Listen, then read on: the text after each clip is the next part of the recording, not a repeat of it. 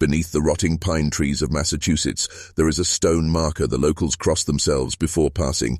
It carries no sermon, no warning, only a date, 1687, and two names almost erased from history, Ezekiel and Judith Harrington.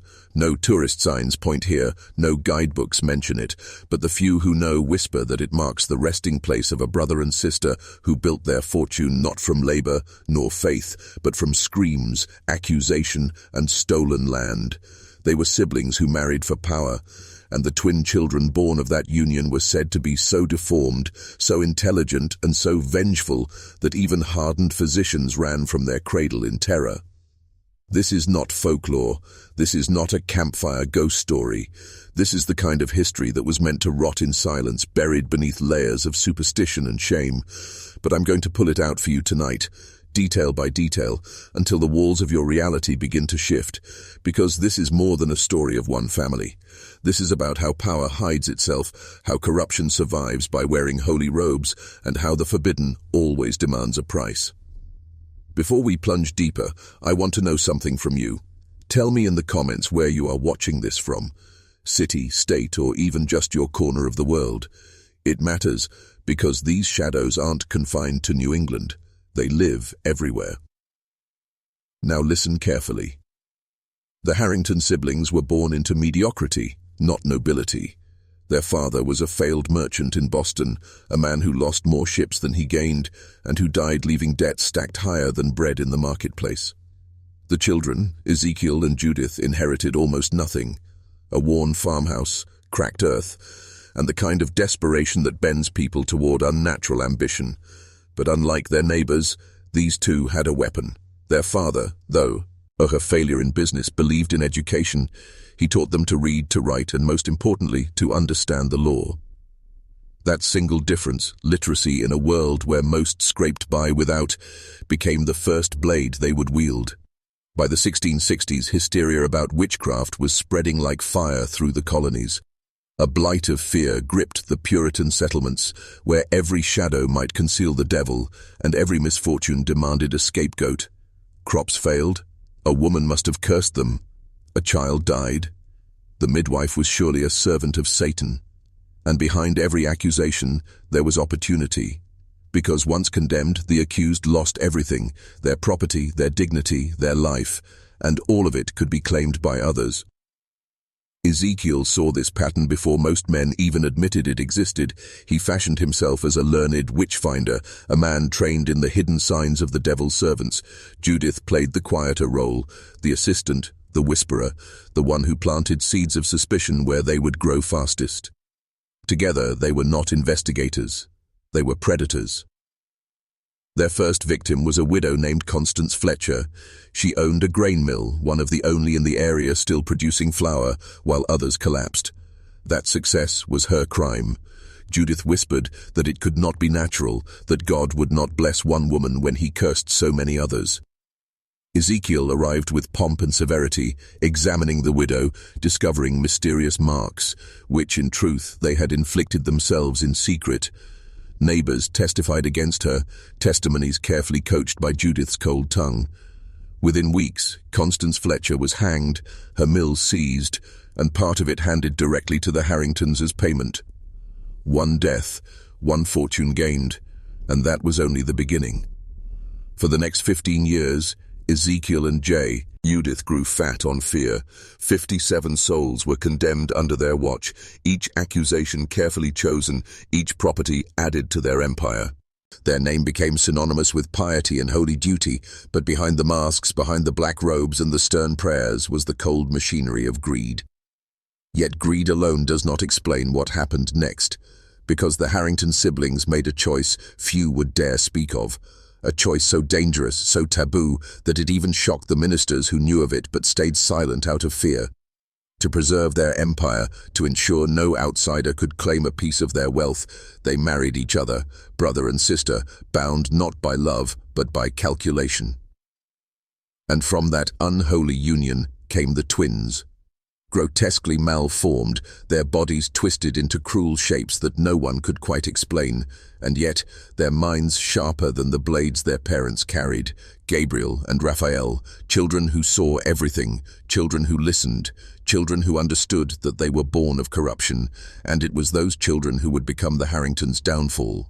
The manor stood on a cliff above the harbour, its stones blackened by salt winds, its windows shuttered like watchful eyes that refused to blink. Inside, silence ruled. No laughter of children, no warmth of kin, only the faint echo of boots on wooden floors and the hiss of Judith's whispers. For the Harrington siblings, wealth had been bought with blood, but their fortune came with a burden no riches could cleanse: the twins. Gabriel and Raphael were born in March of 1677, a birth that stretched nearly 2 days and left even the most hardened midwife trembling. Their limbs bent at impossible angles, their spines twisted into grotesque patterns, their skulls marked with strange ridges, as if bone had grown in rebellion against nature.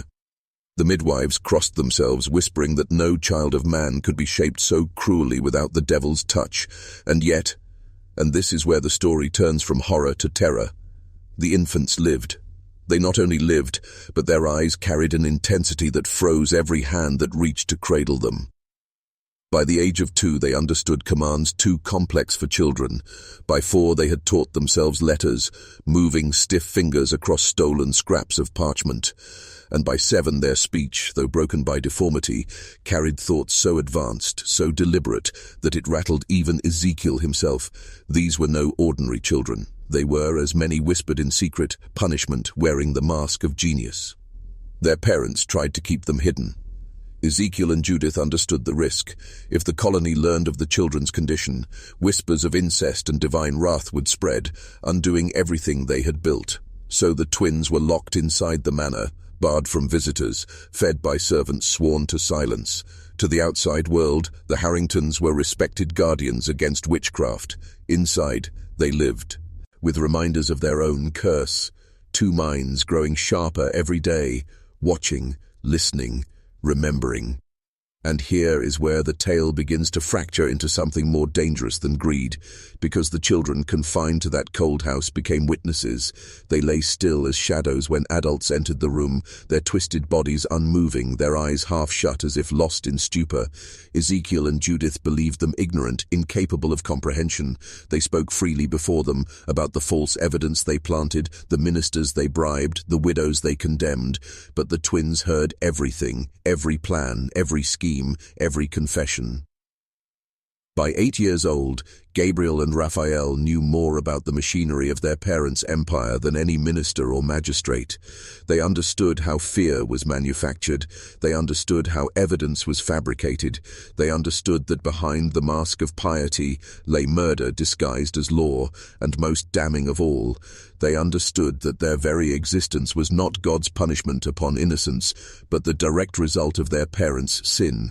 Brother and sister, uniting flesh to preserve gold. That knowledge did something to them, something irreversible. The servants whispered that the twins no longer played as children do, but sat for hours in silence, staring into candle flames, murmuring to each other in a secret tongue no one else could comprehend. Others swore they saw the boys scrawling words across scraps of parchment, plans, calculations, observations, though their malformed hands struggled to hold the quill. Ezekiel dismissed these rumors as foolish superstition. Judith, however, began to fear. She saw in their eyes not the innocence of children, but the slow, measured patience of judges, and she was right to fear. For in September of 1685, when a young woman named Margaret Caldwell entered the Harrington household seeking employment, the twins made their first move. Margaret knew nothing of the family's crimes. She only knew her father had been accused of witchcraft years before, stripped of his forge and executed. She came seeking work. Instead, she found 2 deformed children in the shadows of the manor who would, step by step, begin feeding her pieces of the truth.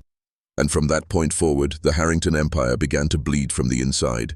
Margaret Caldwell entered the Harrington manor as a servant, but the twins saw her as something else entirely, an opening. To Ezekiel and Judith, she was just another desperate girl, willing to scrub floors and carry water in exchange for a few coins and bread. To Gabriel and Raphael, she was a thread of destiny, the first soul they could reach beyond the fortress of silence their parents had built. At first, Margaret pitied them. The boys were twisted in body, their legs bent, their torsos fused in places that made movement painful and slow, but she quickly realized they were not helpless. Their eyes burned with awareness. When she cleaned their chamber, they followed her every motion. When she whispered kind words to them, they responded not with childish babble, but with deliberate, broken phrases. Their voices rasped like reeds in the wind, but the meaning was clear. Then came the messages. Margaret found the first one folded beneath the edge of her broom handle, a scrap of parchment, smeared with ink from trembling hands, bearing only a few words. Behind the study wall. She thought it nonsense at first, perhaps the mad scrawl of children seeking attention. But when she cleaned Ezekiel's study later that week, her rag brushed against the paneling behind his desk, and she heard a hollow echo. A false wall. A hidden space. Another scrap appeared days later, tucked beneath her pillow. Ledger. Do not tell them. It was then Margaret understood these children were not simple. They were guiding her, warning her, entrusting her with knowledge too dangerous for anyone else to carry. At night, she would lie awake in her narrow cot, trembling. She knew whispers of the Harringtons' power, how they had brought down entire families with a single accusation, how their word alone was enough to condemn a soul to the rope. And now these deformed children were asking Gibu to peer behind the curtain, to see what no servant should see. The temptation was unbearable. Fear warred with curiosity, until fear lost. One storm-soaked evening, when the manor's halls echoed with the sound of Ezekiel's boots pacing and Judith's sharp whispers, Margaret slipped into the study. Her hands shook as she pressed against the wall. The panel shifted, revealing a narrow cavity. Inside lay leather-bound ledgers, stacks of parchment, and carefully sealed letters. She opened the first book and froze. It was a record of death. Each page listed names, dates, accusations, and payments. For every condemned witch, there was a column of assets seized, property redistributed, debts collected.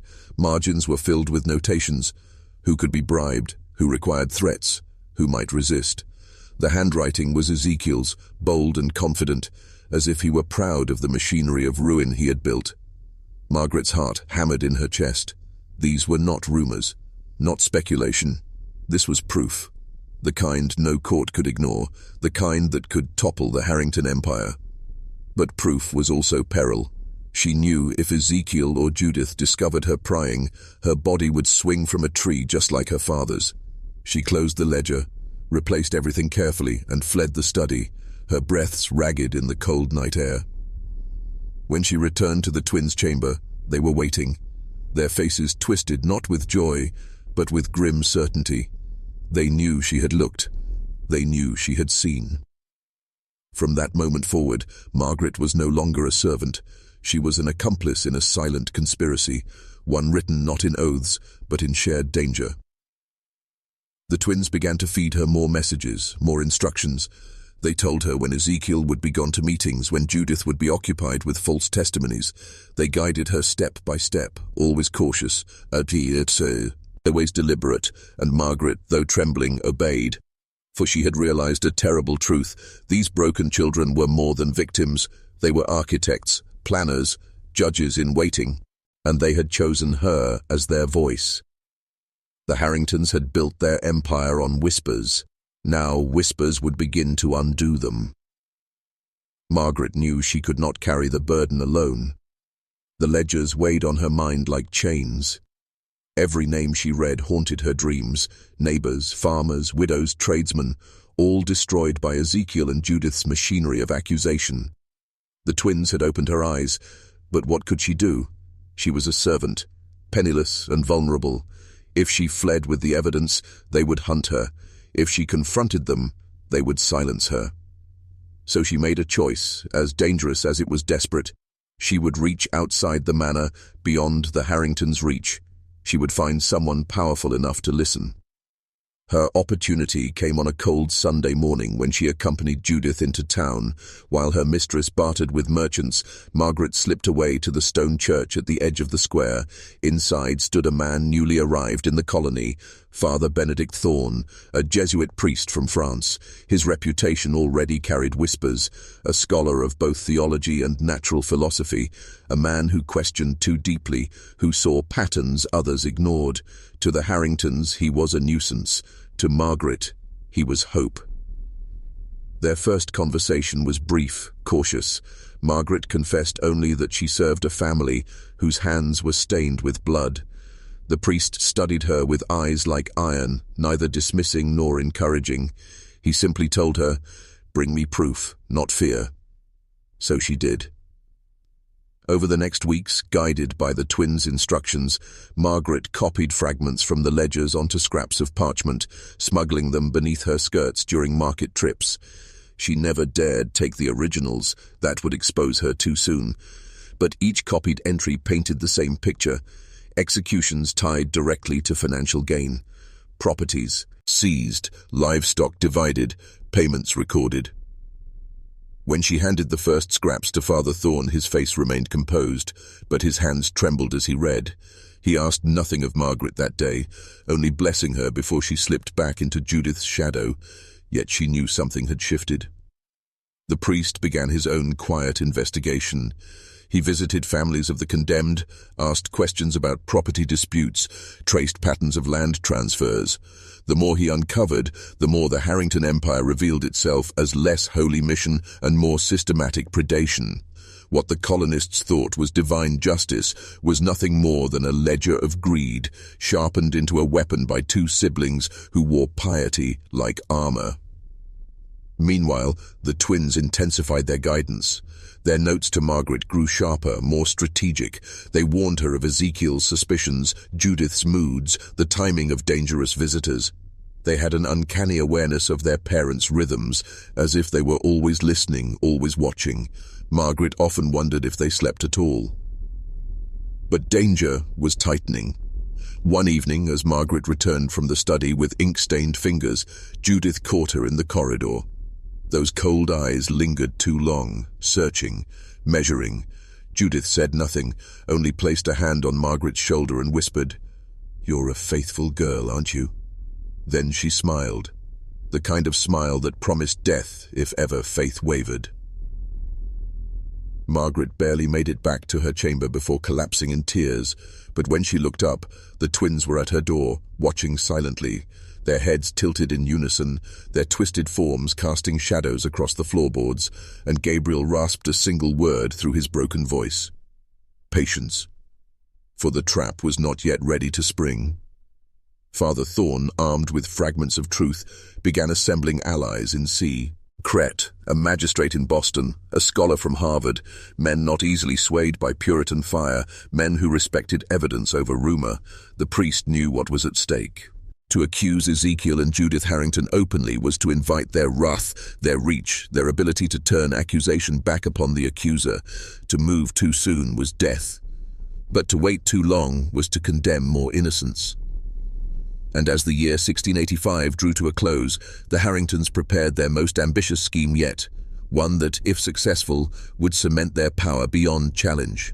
The twins knew it. Margaret sensed it, and Father Thorne, though still circling the truth, felt the storm gathering. The Harrington siblings had spent years weaving fear into law, but every web, no matter how intricate, carries a single thread that can unravel it. And that thread was beginning to tighten around their necks. By the winter of 1685, Ezekiel and Judith Harrington were no longer satisfied with local power. They had seized mills, farms, and homes, but ambition is a hunger that never stops gnawing. What they wanted now was permanence, a fortress of wealth and legitimacy that no priest, no magistrate, no whisper of scandal could touch. Their scheme was simple in its cruelty. They would ignite a new wave of witch hysteria across the colonies, grander than anything before. They would stage accusations not in isolated villages, but in towns with trade routes, influence, and political sway. They would not merely profit from confiscated property, they would position themselves as indispensable instruments of God's justice, advisors to governors, arbiters of truth itself. To make this possible, Ezekiel had begun drafting letters to powerful men in Boston and London. He spoke of corruption in the colonies, of ministers too lenient with the devil's servants, of the need for stricter, centralized oversight that only he and Judith were qualified to provide.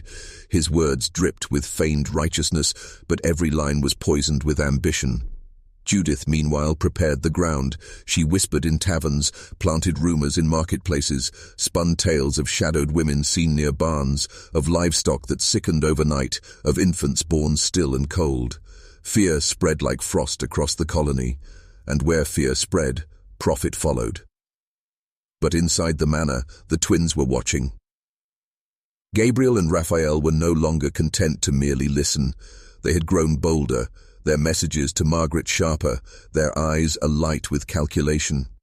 They began orchestrating small acts of sabotage, moving documents from Ezekiel's study, altering records, slipping misleading scraps into his piles of correspondence. At first, the changes were subtle, designed only to test the edges of the power.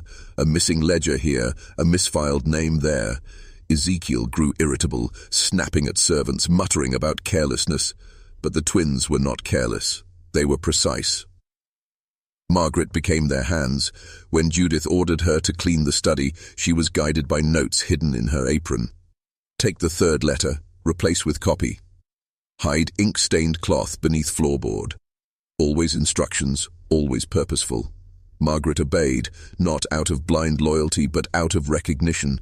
These children knew what they were doing. Their minds were like razors, slicing through schemes their parents had honed for decades.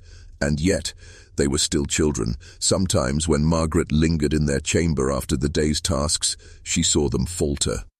Raphael's twisted hands shook as he tried to write, tears of frustration sliding down his deformed cheeks. Gabriel would lean close, whispering words of comfort in their secret tongue.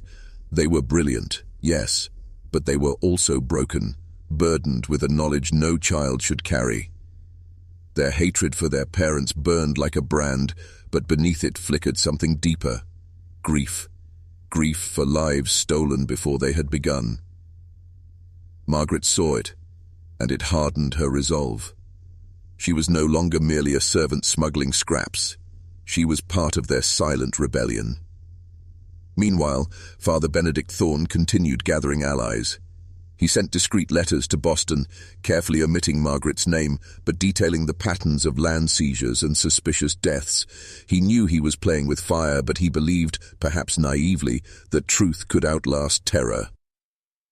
But the Harringtons were no fools. Ezekiel, ever vigilant, began to sense movement against them. Judith, with her serpent's instinct, noticed Margaret's trembling hands, her ink-stained fingers, her lingering glances at the children. The siblings began to watch their servant more closely, their smiles colder, their silences heavier. The storm was building. Ezekiel's letters to London were nearly complete. Judith had already sown enough fear to spark fresh accusations. If their plan succeeded, the Harringtons would become untouchable, their fortunes sealed by legitimacy and fear. But in the shadows of their own home, their children, the very embodiment of their corruption, were laying the groundwork for their undoing. And soon, the first crack in the Harrington empire would shatter into the open. It began with a single name. On a cold January morning in 1686, Ezekiel Harrington stood before a gathering in Wickham's harbour and thundered an accusation against a farmer's wife named Ruth Alcott. He declared her fields too fertile, her cattle too fat, her health too untouched by the fevers that plagued others. Surely, he roared, such blessings could not be natural. Surely the devil's hand was upon her. The crowd, long accustomed to Ezekiel's righteous venom, nodded in fearful agreement. But when Ezekiel produced his ledger, the sacred evidence of her dealings with Satan, Something was wrong. The entry was incomplete. The ink was smeared. Names of supposed witnesses were crossed through with shaky lines. The townsfolk shifted uneasily. Whispers spread. For the first time in years, doubt flickered in their eyes. Judith stepped forward to smooth the moment, her voice silken, her words heavy with condemnation. She spoke of strange shadows near Ruth's home, of neighbors who claimed to hear unholy chants at night, but the unease did not vanish. The ledger had been their anchor, the written proof that Ezekiel wielded like scripture, and now it appeared tarnished, unreliable. What no one in the crowd knew was this: Gabriel and Raphael had orchestrated it. Weeks earlier, guided by Margaret's trembling hands, they had altered the entry, smearing the ink with water, striking through names, just enough to sow doubt, not enough to expose the deception entirely. That would have been suicide, but enough to erode the Harringtons' mask of infallibility. It was the first crack, small, almost invisible, but once a mask cracks, people begin to see the face behind it. Margaret felt the tension coil tighter each day. The twins demanded more of her, bolder thefts, riskier alterations. At night, she prayed for strength, clutching the scraps they pressed into her palm. Her loyalty was no longer only to them, but to the ghosts of their victims, to her father, to the 57 souls silenced for profit. And in Boston, Father Thorne was moving. The copies Margaret had smuggled to him were spreading among his allies, men of reason, men of influence, magistrates who had long suspected corruption but lacked proof, ministers uneasy with the Harringtons' growing power, scholars who recognized patterns of theft beneath the veil of holy justice. Quietly, a case was forming, but with each move forward, danger closed in. Ezekiel grew restless. His sharp eyes swept the manor more often, his questions to Margaret more pointed. Judith began sending her on sudden errands, testing her loyalty, watching for hesitation. The siblings could not name their suspicion, but they felt it like a stench in the air. Something in their house was shifting, something they could not control. And the twins, they thrived in the tension. Their deformed bodies confined them, but their minds sharpened under pressure. They whispered together in their secret tongue, plotting, adjusting, calculating the next move. Margaret sometimes wondered if they were guiding events or merely seeing further into the storm than any mortal should. Then came the night of the fire. A barn belonging to one of Judith's rivals went up in flames, consuming livestock and grain. Judith wasted no time declaring it the work of witches, pointing to Ruth Alcott once more. But before she could press her case, a villager stepped forward and asked the question that cracked the silence. "And who profits from this fire, Mistress Harrington? Who gains the land?" It was a dangerous question, the kind no one dared voice before, and though Judith answered with fury, the doubt spread like embers through the crowd. The Harringtons' power was not yet broken, but for the first time it was being questioned. And questions, once planted, grow faster than fear. The Harrington manor, once a fortress of certainty, grew tense with suspicion. The stone walls seemed colder, the air heavier, as though the house itself sensed a fracture in the foundation. Servants moved quietly, speaking little, for Ezekiel's temper flared at the slightest provocation, and Judith's eyes lingered too long on every gesture. Ezekiel was unsettled most of all. His ledger had failed him once in public, and though he excused the smudged ink as poor preservation, he knew it had been altered. He was certain of it. Someone had touched his records, someone close, and the thought gnawed at him like rot. At night he paced his study, lighting candle after candle, scrutinizing every page. He tested the bindings for tampering, smelled the parchment for foreign oils, ran his thick fingers across the margins, but he found nothing conclusive. That absence of proof only deepened his fury. If his records could be touched without trace, then his power was no longer inviolate. Judith, in contrast, turned her gaze outward. She began questioning the servants with a soft cruelty, drawing out their fears with calculated ease. A misplaced dish became an accusation, a trembling hand, a sign of guilt. Margaret more than once felt her mistress's gaze pierce her like a dagger. Judith would smile and ask two sweet questions. "Have you been faithful, Margaret? You would not keep secrets from us, would you?" Margaret answered as best she could, bowing her head, whispering prayers of loyalty. But her hands often shook as she scrubbed floors or carried trays, and she feared the tremor betrayed her. Only when she returned to the twins' chamber did her mask break, collapsing into silent sobs. Gabriel and Raphael received her tears without pity. They leaned close, their voices rasping, their words deliberate. "You must be braver," Gabriel croaked, his malformed lips barely shapy. Bang the syllables. Raphael added, "Fear is what binds them. We must be the sharper fear." Margaret stared at them in disbelief. "You speak of fear as though it were a tool," she whispered. The twins nodded in eerie unison. They had been raised in fear, molded by it, and now they wielded it like a blade. It was then they pressed upon Margaret a task greater than any before. They urged her to steal not mere fragments, but one of Ezekiel's letters, one of the messages he was preparing for London. "If Father Thorn has his hand upon such a letter," Raphael rasped, "he can bind Ezekiel with his own words. No rumor, no doubt, proof." Margaret recoiled at the thought. Entering Ezekiel's study at night was one thing. Taking a sealed letter bound for England was another. If discovered, there would be no explanation, no pleading. The Harringtons would hang her before the week's end. But the twins were relentless. They told her she carried not only her life, but the lives of countless innocents on her shoulders. Every day she delayed, more names were inked into the ledger, more whispers weaponized into ropes. Margaret lay awake that night, trembling. She remembered her father's trial, the false witnesses, the laughter behind Ezekiel's mask of solemnity. She remembered the weight of her mother's silence, the helplessness of knowing truth but lacking proof, and she thought of the twins, deformed, forsaken, yet sharper than any blade. By dawn, her decision was made.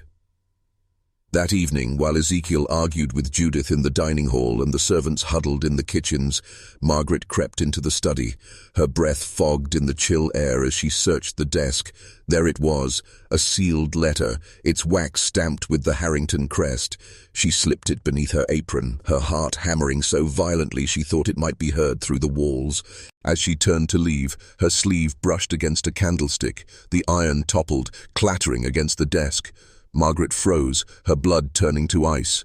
Footsteps echoed in the hall. Ezekiel's voice, low and sharp, carried closer. She darted to the hidden cavity behind the paneling, slipping inside the narrow space just as the door to the study opened. Through the crack, she saw Ezekiel enter, his eyes scanning the room, nostrils flaring like a beast sniffing blood. He stood still for a long moment, then crossed to his desk, his hands running over the scattered parchments. Margaret pressed herself against the wall, every muscle aching with the strain of silence. The stolen letter burned against her skin like a brand. Finally, Ezekiel snuffed the candle and left, muttering about careless servants. The door closed. The silence returned. Margaret stumbled from the cavity, barely able to stand. She clutched the letter to her chest, her breath ragged. She had done it. She had crossed the threshold from servant to conspirator, from pawn to player. That night, when she delivered the letter to the twins, their eyes gleamed with a terrible satisfaction. For the first time, Margaret felt that fear she had spoken of, not of the Harringtons, but of the children themselves. And she wondered in the depths of her heart whether she had allied with saviors, or something far darker. The stolen letter weighed heavier on Margaret's conscience than on her hands. For 2 days she kept it hidden beneath a loose board in her chamber, terrified that Judith's piercing eyes or Ezekiel's restless pacing might sense its presence. Every creak of the manor floorboards seemed to echo like a gallows rope tightening around her neck. But the twins were insistent. Gabriel's rasped whispers cut through her hesitation like knives. "You must deliver it. Delay is death." Raphael, quieter but more unyielding, pressed her hand with his twisted fingers. "It is the key. Do not falter." And so, with her heart pounding and her apron damp with nervous sweat, Margaret waited for her next errand into town. Judith had tasked her with fetching fabric from a weaver, a seemingly harmless chore, though Margaret knew it doubled as a test. Judith trusted no one blindly, least of all a servant with eyes that flinched too easily. Clutching her basket, Margaret made her way down the muddy road to Wickham's harbour. She did not go to the weaver first. Instead, she slipped into the shadowed nave of the church where Father Benedict Thorne awaited. The priest looked older than when she last saw him. Winter had sharpened the lines around his mouth, and his eyes carried the weary knowledge of a man who had seen too much. When Margaret placed the sealed letter on the table before him, his composure broke for just a moment. His lips pressed into a thin line, and he exhaled as though the weight of years had settled upon him. "Do you know what you've done, child?" he asked softly. Margaret shook her head. Her voice failed her. Father Thorne held the letter close to the lantern's glow, examining the seal, the crest. He did not break it immediately. Instead, he murmured a prayer, as though absolving them both of what was to come. Only then did he press the wax with his signet, crack it open, and read. The silence that followed was long and terrible. Margaret thought she might faint. At last, the priest set the letter down. His voice was hoarse when he spoke. Ezekiel writes of alliances with London merchants. He names magistrates in Boston who will bend the knee if properly persuaded. He outlines not merely the seizure of property, but the shaping of law itself, a law of his own making, cloaked in God's name. Margaret's breath caught. She knew Ezekiel was cruel, but she had not imagined the scale of his ambition. Father Thorne continued, "This is more than corruption. This is treason against justice itself. If what he plans succeeds, the colonies will bleed beneath his hand for generations." Margaret whispered, "Can it be stopped?" The priest's gaze met hers, sharp, unwavering. "It can, but only if we act with precision. The wrong step, and he will turn his wrath upon us all, you especially." He folded the letter carefully, placing it within his satchel. "I must take this to Boston. There are men there who can wield it as a weapon, but it is not enough. We will need more. We must uncover the breadth of their schemes." Margaret felt the ground sway beneath her. More, always more. Each step deeper into the shadows left her further from safety, further from the girl she once was. Yet she nodded. She had crossed the threshold the night she stole the letter. There was no turning back. When she left the church, snow was beginning to fall. The flakes clung to her lashes, melted against her cheeks. For a moment she felt cleansed, but as she turned down the lane toward the weaver's shop, she froze. Across the square, Judith Harrington stood watching. Her mistress said nothing, did nothing. She simply lingered by the well, her hands folded, her lips curved in the faintest smile. When Margaret's eyes met hers, Judith tilted her head as though acknowledging a secret only she knew. Margaret forced herself to walk on, her body trembling, her mind screaming. Had Judith seen her enter the church? Had she guessed? Or was this another test, another snare set to catch the unwary?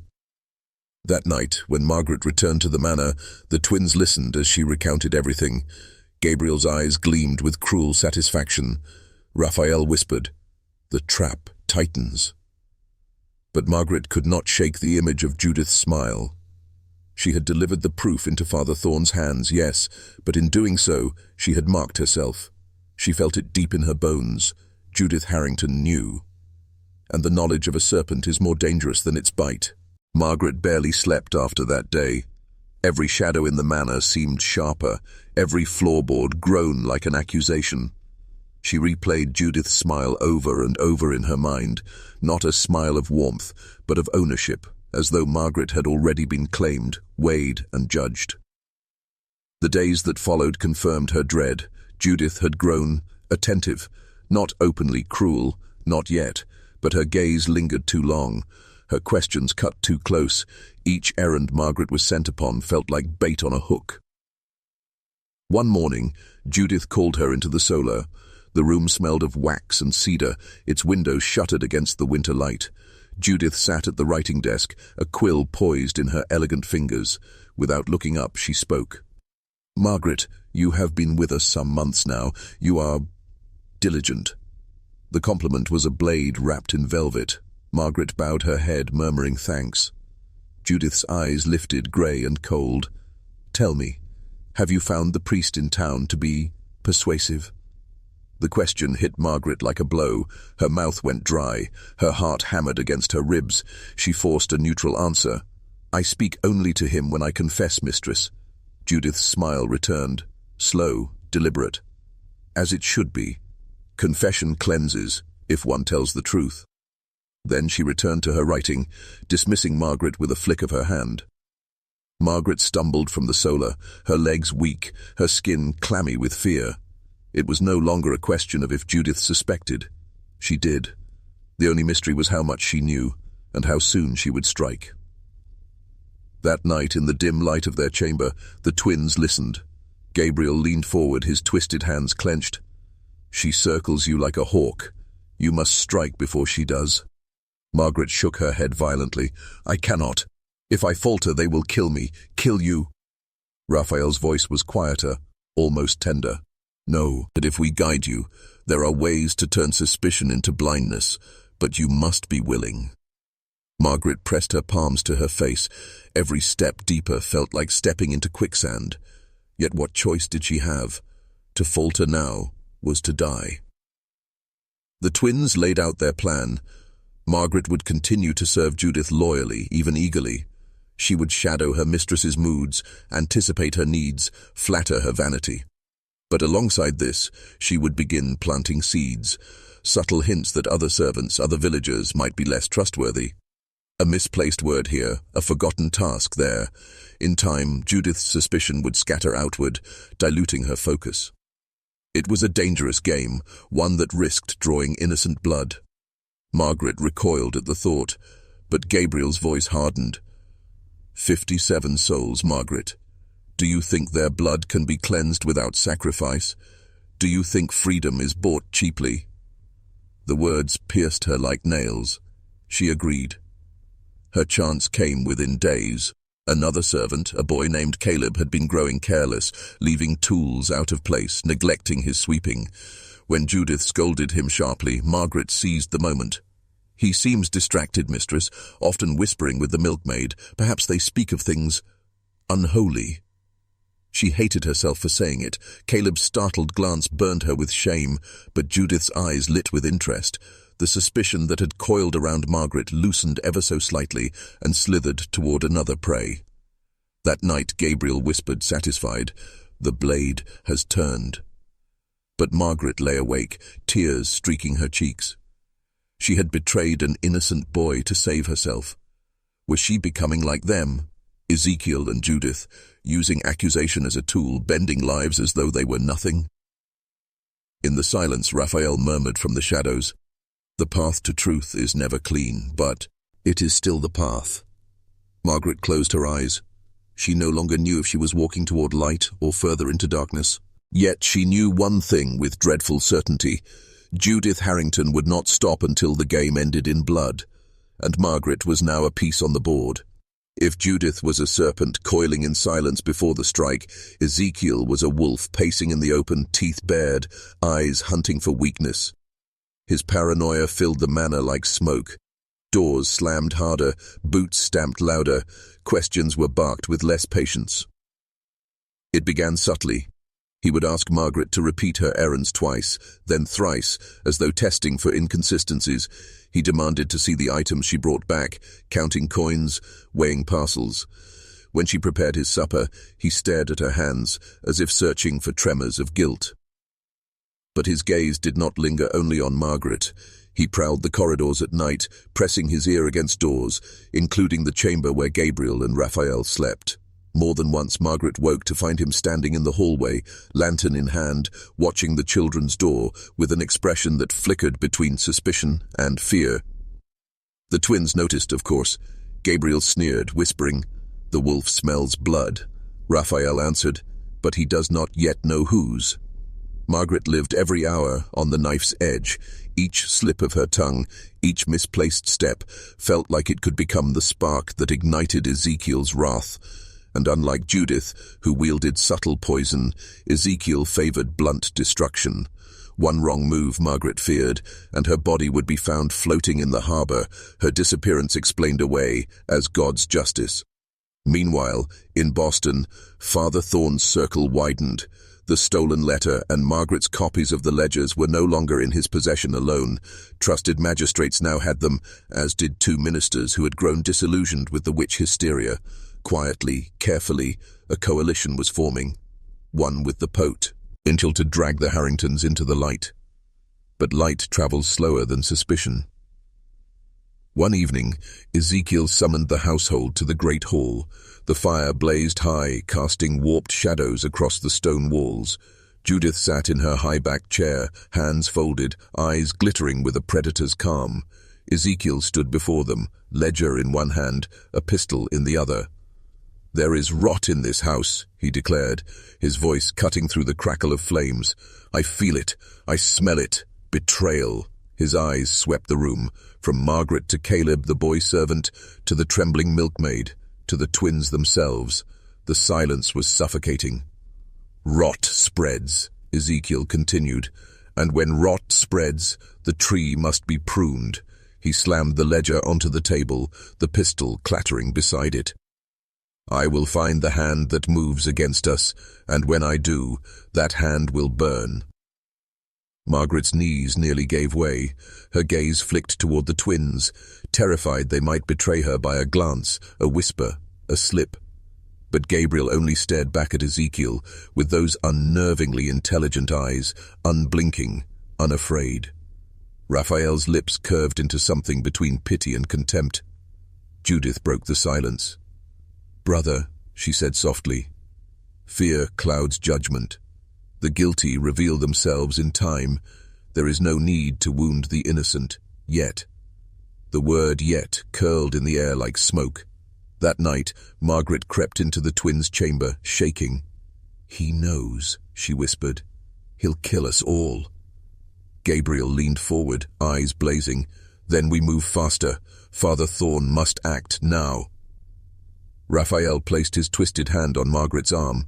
"Bring us parchment and ink. We will give him what he needs." And so, beneath the frozen beams of the Harrington manor, two deformed children bent over a sheet of parchment, their quills scratching with furious precision.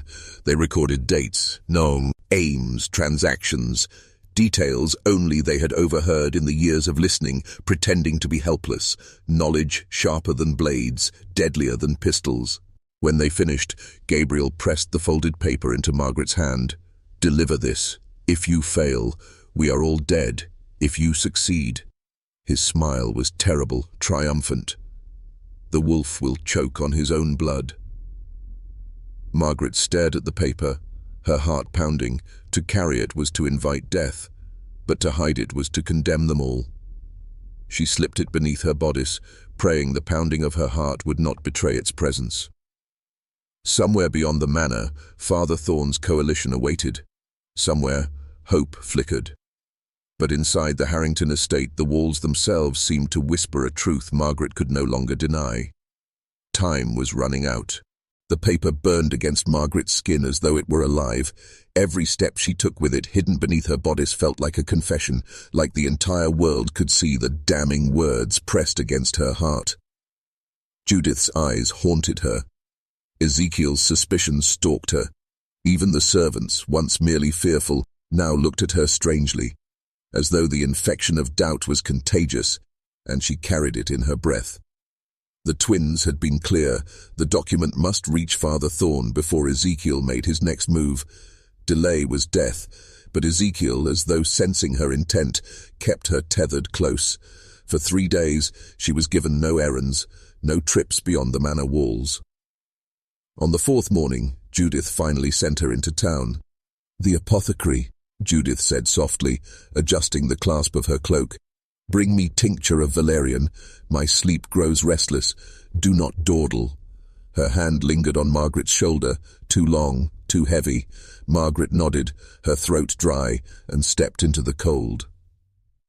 The road to Wickham's harbour was half-frozen mud, lined with skeletal trees that clawed at the grey sky.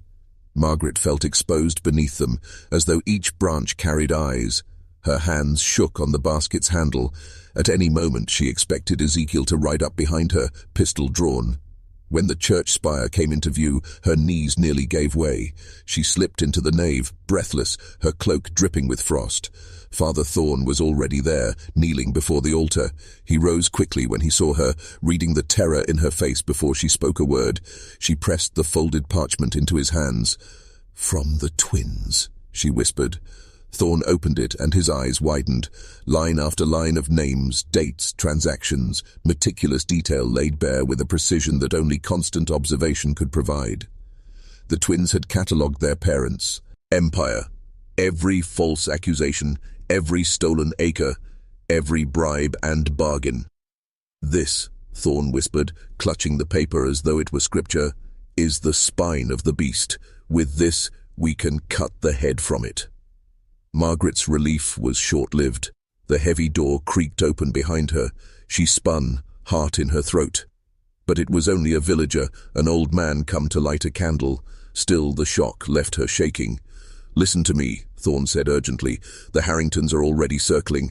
They sense the walls closing in. I must leave for Boston tonight. With this document, the magistrates cannot ignore their crimes. But you," he gripped her hands, "you must endure a little longer. Do not let them suspect your part. Do not let them know the twins' hand in this." Margaret nodded, though her stomach turned. Endure, a word that sounded easier than it lived. She left the church and forced herself to stop at the apothecary to buy the tincture Judith had requested to keep her movements ordinary. But as she returned along the frozen path, she felt it. She was being watched. At first she told herself it was her imagination, but near the bend where the pines grew thick, she heard it, the crunch of boots behind her. She did not turn. She kept walking, her pulse thunderous. The sound followed her all the way to the manor gates, where it vanished as suddenly as it had begun. That night, as Margaret poured the valerian into Judith's cup, her mistress studied her with quiet amusement. "So faithful," Judith murmured. "So precise." Then she drank, her eyes never leaving Margaret's face. Margaret retreated, her hands trembling. She wanted to tell the twins what had happened, to confess the footsteps, the dread, the awful certainty that Ezekiel or Judith had shadowed her path. But when she entered their chamber, Gabriel silenced her with a glance. "He has already set his hunters on you," Gabriel whispered, "but do not fear. The trap we build is stronger than his teeth." Raphael's voice was colder. "Still, you must prepare. When the wolf strikes, it will not be at your back. It will be in your bed." Margaret shuddered. Sleep would not come that night. Somewhere on the road to Boston, Father Thorn carried the twins' damning record, a torch aimed at the heart of darkness. But inside the Harrington manor, the darkness was no longer waiting. It was stirring, and Margaret knew her time was running out. The road to Boston was treacherous in winter, but Father Thorn rode with a fire that no frost could quench. The twins' parchment was sealed inside his cloak, and every mile carried him closer to men who could wield it like a weapon. By the time he reached the city, his beard was stiff with ice, his hands numb, but his resolve unshaken. Boston bustled with restless energy, a city split between fervor and fatigue. The witch trials had already stretched belief to the breaking point. Many whispered that the madness had gone too far. Thorn sought out those whispers and pressed them into allies. Magistrates, ministers, merchants, men wearied of the Harringtons' dominance, bent their ears to him. He laid the parchment before them in a darkened chamber lit only by lanterns. Voices fell silent as the names and dates revealed themselves. Bribes, false charges, land stolen under the veil of piety. Each entry was a blade pressed against the Harringtons' throats. "This is not zealotry," Thorn said, his voice carrying the weight of conviction. "This is empire built on ashen blood. If we do not stop them, the rot will consume Massachusetts entire." One magistrate, his hand trembling over the page, whispered, "With this, we may bring them to trial, but we must act swiftly. If Ezekiel suspects, he suspects already," Thorn cut in, "and suspicion makes him dangerous." Back in Wickham's harbor, danger had already ripened. Ezekiel moved like a predator caged too long, snapping at shadows. His suspicion narrowed, coiled, and struck. On the 5th night after Margaret's errand to town, he gathered the household again into the great hall. The fire burned low this time, leaving faces half in shadow. Judith sat in her chair, silent, her eyes glinting. The twins huddled together on a bench, their twisted forms small yet watchful. Margaret stood near the servants, her pulse hammering. Ezekiel's hand rested on the table beside a coiled length of rope. "There is a snake among us," he said, his voice low, trembling with controlled fury. "I have given it time to reveal itself. It has not. So now," he slammed his fist on the table, "I will draw it out." He barked an order, and 2 of his men dragged Caleb forward, the boy Margaret had once accused in desperation. Caleb's face was pale, his arms bound. "This one whispers," Ezekiel said, pacing. "This one skulks. He thinks I do not see." He turned, eyes blazing. "But I see all."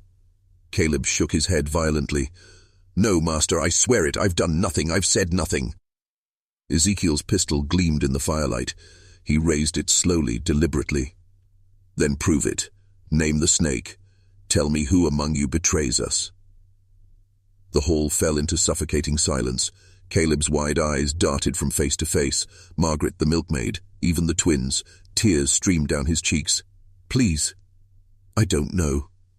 Ezekiel cocked the pistol. The click echoed like a death knell. Margaret's stomach twisted. She wanted to scream, to beg, to fling herself in front of Caleb, but Judith's gaze pinned her still. The faintest smile played at her lips, as if she were watching a play unfold. Gabriel broke the silence. His voice, sharp and cold, cut through the hall. "If he is weak, let him burn. The snake will reveal itself when the fire grows hotter." Raphael's eyes shone with something unreadable. Sorrow, perhaps, or contempt. Ezekiel lowered the pistol, but not in mercy. He gestured sharply, and Caleb was dragged toward the cellar. "Then he will hang until truth drips from his tongue." The hall dispersed in uneasy silence. Margaret's breath came in shallow bursts, her vision swimming. Caleb's cries echoed faintly from below, each one a dagger in her chest. That night she whispered to the twins in their chamber, "He'll kill him. He'll kill us all." Gabriel's eyes gleamed in the candlelight. "Let him. Every cruelty only sharpens the blade against his own throat." But Margaret could not quiet the boy's screams, could not wash the image of the rope from her mind. She had condemned Caleb once. Now Ezekiel was finishing what she had begun. And somewhere in Boston, Father Thorne and his allies sharpened their case. The storm was gathering, but inside the Harrington manor the storm had already broken. In Boston, the coalition Father Thorne had gathered convened in secret chambers, thick with the scent of ink and candle smoke. Magistrates bent over the parchment, their faces grim as they read the twins' meticulous accounts. "This is no mere rumor," one said, tapping a finger on the page. "These are dates, sums, names of those long dead or dispossessed." Another leaned back, eyes narrowed. "If we move against Ezekiel Harrington, he will not go quietly. He commands wealth, men, fear. Are you prepared for blood, Father?" Thorne did not flinch. "Blood already flows in Wickham's harbour. If we falter now, it will never cease. God himself calls us to strike." The magistrates exchanged looks. One by one they nodded. At last, the chief among them dipped his quill in ink and signed his name at the bottom of a document that would alter the course of the colony, a warrant for the arrest of Ezekiel and Judith Harrington on charges of fraud, theft, and murder. The paper was sealed with wax. Thorne pressed his hand to it, a prayer whispered under his breath. Deliverance was near. But in Wickham's harbour, deliverance felt like a distant dream. Ezekiel's suspicion had hardened into certainty, though not yet aimed at Margaret directly. To his eyes, treachery lurked in every corner of the household. He prowled like a wolf, testing his pack for weakness. On the 3rd night after Caleb's imprisonment, he summoned Margaret alone into the cellar. The air was damp, heavy with the smell of mildew and fear. Caleb hung there, his wrists raw from the ropes, his face pale with exhaustion, his eyes flicked to Margaret, pleading. Ezekiel stood in the shadows, a lantern casting jagged light across his features. He held a dagger in one hand, its blade long and sharp. "You serve me well," he said, his tone deceptively calm. "But loyalty is proved not in word but in deed." He gestured toward Caleb. "This one festers with secrets. His silence condemns him, but I would test your hand." Margaret's stomach turned to stone. "Master?" Ezekiel stepped closer, pressing the dagger into her palm. His eyes locked on hers. "Cut him, just enough to draw truth. If you are loyal, you will not hesitate. If you falter—" His voice dropped into a growl. "Then, perhaps it is you who festers." The seller spun around her. The dagger was ice in her grip. Caleb whimpered softly, shaking his head. "Please, please, don't." Margaret's breath came ragged, her hands trembling. She thought of the twins, of Thorn, of the warrant that might already be sealed in Boston. If she refused, Ezekiel would know. If she obeyed, she would stain her soul forever. Judith's voice drifted from the stairs. She had been watching all along. "Do not fear, dear girl. A servant's loyalty is measured in blood. Only a drop is needed." Margaret's vision blurred with tears. Her arm lifted, wooden, alien. She pressed the blade lightly against Caleb's arm. His skin gave way with a thin line of red. Ezekiel's eyes gleamed. "Good," he whispered. "You are not soft after all." He snatched the dagger back and wiped it on Caleb's shirt, then leaned close to Margaret, his breath hot against her ear. "Remember this moment. You live because you proved yourself. Fail me once, and you will hang beside him." He turned away, barking orders to leave Caleb bound for another night. Margaret stumbled out of the cellar, her legs weak, her hands shaking violently. In the safety of the twins' chamber, she collapsed, choking on sobs. "I cut him," she whispered. "I did what he asked. I'm no better than them." Gabriel's eyes shone with approval. "You survived. That is all that matters." Raphael, gentler, brushed her hand with his deformed fingers. "The stain is not yours. It belongs to Ezekiel. Remember that." But Margie, Garrett could not wash the feel of the blade from her hand, nor the look in Caleb's eyes. Above them, Ezekiel prowled the manor with the confidence of a man who believed he had crushed doubt. He did not know that, even now, a warrant bearing his name was on its way from Boston. At dawn, a rider set out from Boston with a sealed satchel strapped tight to his chest. Inside, the warrant bore the wax of the colony's highest magistrates, a crimson mark of law and final judgment. His horse's hooves struck fire against the cobblestones before carrying him north toward the jagged coast. Every mile narrowed the distance between justice and the Harringtons. But in Wickham's harbour, Judith had already scented the shift in the air. Unlike Ezekiel, who raged and prowled, she listened. Servants whispered less freely. Neighbours who once bowed quickly now lingered, their eyes furtive, measuring. The very silence of the town carried the sound of betrayal. In the manor's upper chamber, Judith spread open a ledger that was not for accounts but for survival. On its pages were the names of allies bought and compromised, constables who had taken bribes, ministers who had lied under oath, merchants who had profited from confiscated land. Each name was a weapon, a blade hidden in velvet. "We may need to burn it all," she murmured, tapping the page with one long finger. "If Boston comes for us, they come blind. Our enemies must drown in ash and smoke before they reach our door." Ezekiel dismissed her caution. "Let them try. The town fears us more than any court." But Judith knew fear was like rope, strong until frayed by too many hands. And in Margaret's trembling, in Caleb's silence, in the strange fire gleaming in the twins' eyes, she saw threads snapping. So Judith prepared what Ezekiel would not, a contingency. She gathered coin, sealed letters to distant allies, and laid out the means for disappearance. If the law advanced, the Harringtons would not bow. They would vanish like smoke and haunt the colony from the shadows.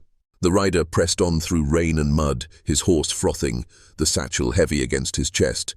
Within lay the warrant that could shatter the Harrington dominion. Every hoofbeat carried the promise of reckoning closer to Wickham's harbour. Inside the manor, Margaret moved like a ghost, her hands still remembering the blade pressed into Caleb's skin. She had obeyed Ezekiel once. She knew he would test her again. Each passing hour was a tightening noose. The twins saw her torment and sharpened it into resolve. Gabriel leaned close, his voice low, deliberate. If you hesitate again, you become his instrument. That is what he wants, to turn you into him. Raphael added softly, your soul is not yet lost, but it will be, unless you act. Margaret trembled. Act how? He watches everything. Judith listens to walls. Even my thoughts feel stolen. Gabriel's misshapen hand gripped hers. Not all thoughts, not the one that says enough. When the moment comes, you must choose. She swallowed hard. And if I fail? Then you will die, Gabriel answered without cruelty, only certainty. But die as his slave, or as yourself, that choice remains. Outside, thunder cracked across the harbour. The warrant drew closer with every mile, unseen, unstoppable. But inside the manor, Margaret's storm was already breaking. For the first time, she no longer thought of survival. She thought of defiance. By dusk, the rider crested the ridge overlooking Wickham's harbour. The sea stretched black beneath the storm clouds, waves slamming against the cliffs. He urged his horse faster, the satchel pressed tight, justice sealed in wax, destiny bound in parchment. By dawn, the town would know. Inside the Harrington manor, Judith paced the halls like a predator caged. She felt it, the weight of unseen eyes, the invisible hand tightening around their empire. Ezekiel still thundered with arrogance, but Judith knew better. Empires did not fall with noise. They rotted in silence until one day the walls gave way all at once. That night, she summoned Margaret to her chamber. The girl entered, head bowed, but Judith studied her face with hawk-like precision. Every tremor, every flicker of the eyes, every hesitation carved itself into Judith's suspicion. You serve this house, Judith said slowly, her words curling like smoke. But service is not obedience. Tell me, Margaret, do you believe in us? Margaret's heart pounded. She forced her lips into a trembling whisper. Yes, mistress. Judith's gaze lingered. She smiled faintly, though it was more a knife than a kindness. Loyalty cannot be spoken. It must bleed. Soon you will prove yourself, one way or another. Margaret bowed, retreating with shaking knees. Behind the locked chamber door, Judith unrolled a sealed scroll, letters prepared for flight, for bribery, for silence. She did not know it yet, but even as she plotted her escape, justice was already at the gates of her harbour. The rider reached Wickham's harbour under cover of night, his horse staggering with exhaustion. He dismounted by the chapel, the satchel still strapped against his chest like a sacred relic. Within, the colony's seal gleamed red against the parchment that bore the Harringtons' doom. Father Thorne was already waiting. He ushered the rider inside, bolting the chapel doors against the wind. Candles flickered as the satchel was opened. The warrant was unrolled across the altar itself, the wax broken like a battlefield seal. The words struck like thunder. Ezekiel Harrington and Judith Harrington, accused of fraud, theft, unlawful seizure and murder under guise of witchcraft, to be seized and brought before the magistrates of Boston. The small circle gathered there, townsfolk who had lost family, farmers who had been stripped of land, widows who had wept at the noose, leaned in, eyes wide, breath shallow. For years they had bent under fear. Now they saw the law itself had named their oppressors. A fisherman spat on the floor. About time. A widow's voice cracked with fury. They stole my husband's farm. They hanged him. Will Boston truly take them? Thorne raised a hand, voice firm. The law alone will not. The law requires men of courage. Tonight, courage begins here. The townsfolk looked at one another, grief flickering into resolve. The first crack had appeared in the Harrington dominion. and cracks once born spread quickly. By morning, the harbor carried more than the smell of salt and smoke. It carried whispers. Fishermen muttered as they hauled their nets. Merchants exchanged glances as coins passed between hands. The warrant had not been proclaimed openly, but word of it bled like ink through parchment. The Harringtons had been named. Their power was no longer untouchable. At the manor, Ezekiel felt the unease but mistook it for cowardice. He paced the great hall, barking orders to servants, sharpening his musket, piling powder horns onto the table. "Let them come," he growled. "I will teach Boston how fear is made." But Judith knew better. From the windows, she saw how the townsfolk walked differently now, heads less bowed, voices less hushed. The silence that once served the Harringtons had become a silence of conspiracy. That evening she cornered Ezekiel. "You cannot fight the tide. When fear turns, it devours its master first. We must vanish while we still can." Ezekiel slammed his fist against the oak. "Run? After building all this? After making them kneel? Never. Let them break themselves against us. We are the fire." Judith's smile was thin and cold. Fires burn bright, and then they burn out. Unseen by both, Margaret listened from the stairwell, her fists clenched, her heart pounding. She knew the town was stirring. She knew Father Thorn's hand was moving. The question was not if rebellion would come, but whether she would stand ready when it did. In the chapel cellar, men sharpened blades by candlelight. Muskets were cleaned, powder horns filled, pitchforks reforged into weapons. These were not soldiers, but fishermen, farmers, and widows' sons who had tasted too much grief. Each blow of hammer on metal echoed a vow. The Harringtons would bleed as they had made others bleed.